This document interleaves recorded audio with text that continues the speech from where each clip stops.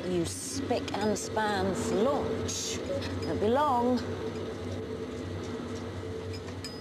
The more I rub this, the dustier it gets. It seems to attract the dust. Here we go again. How can I help? Stella, look at this. Look at her hair. Now that is wicked. Look, get off you two. I want to show her this. When I rub this strip, it picks up pieces of paper. See? I know what that is. Static electricity. Like the balloons. I know that, but look. If I use a strip which hasn't been rubbed, it doesn't work. See? Why does rubbing it make static electricity? Can you investigate? I'm onto it.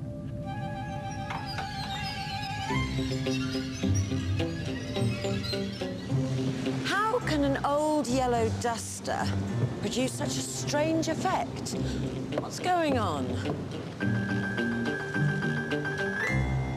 You can't see them with the naked eye, but this polythene strip contains many tiny electrically charged particles. Some of these are positive charges and some are negative charges. The cloth contains charged particles too. There are exactly the same number of positive and negative charges. They cancel each other out. So the whole object has no total charge. We say it's neutral. As I rub the strip with the cloth,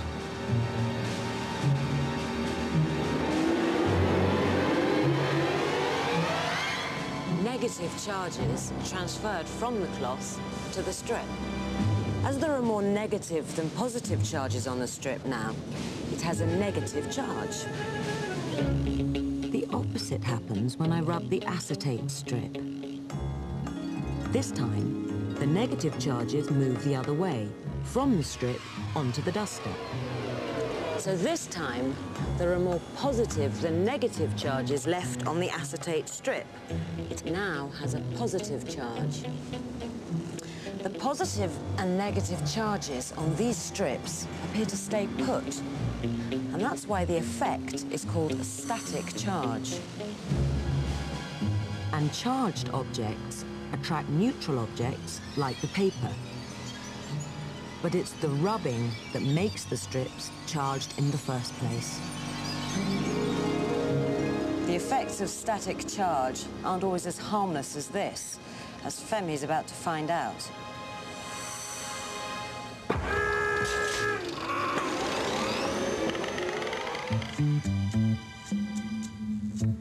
No one said science in action would be glamorous.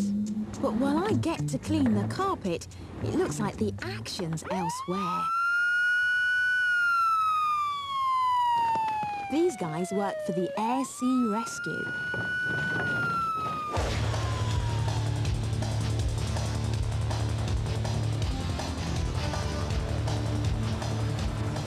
If I give them a hand cleaning their celebrity red carpet, they're going to help me out with an investigation.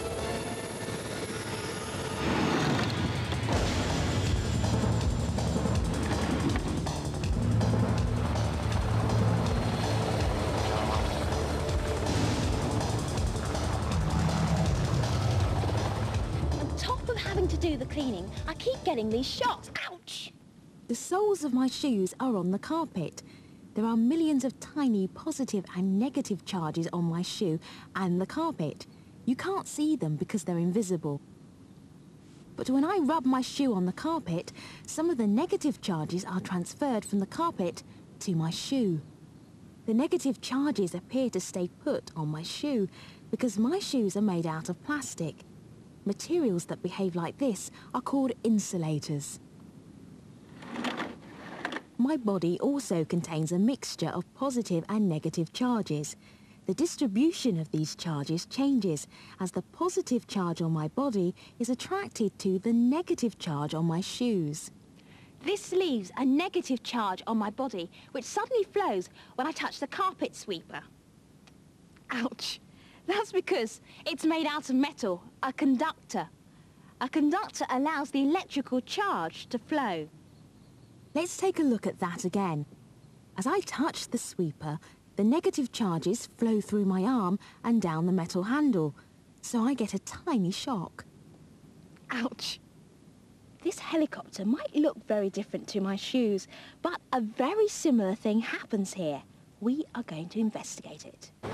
When a helicopter flies through the air, dust particles in the air bounce off the blades and the body of the aircraft. This causes a build-up of negative charge on the helicopter. The charge can't escape because the helicopter is surrounded by air, an insulator.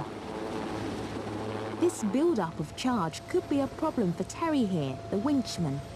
His job is to come down a lifeline to rescue people stranded in places the helicopter can't land.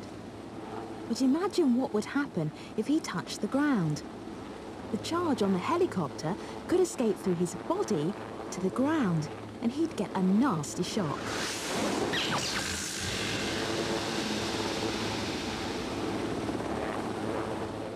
Is there an alternative? Hi, Terry. Hello there. Yes, there is an alternative. We attach a static line, which is about 9 feet of wire, sheathed in a plastic coating for about 3/4 of the length. It's attached to the winch hook, and the winchman comes down on the winch hook, holding onto the static line.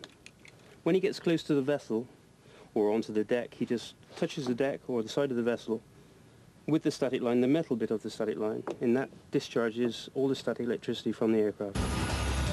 Time to see it in action. Terry dangles the static line as he approaches the ground. It touches first, and instantly the charge escapes, so it's safe for him to land and rescue me.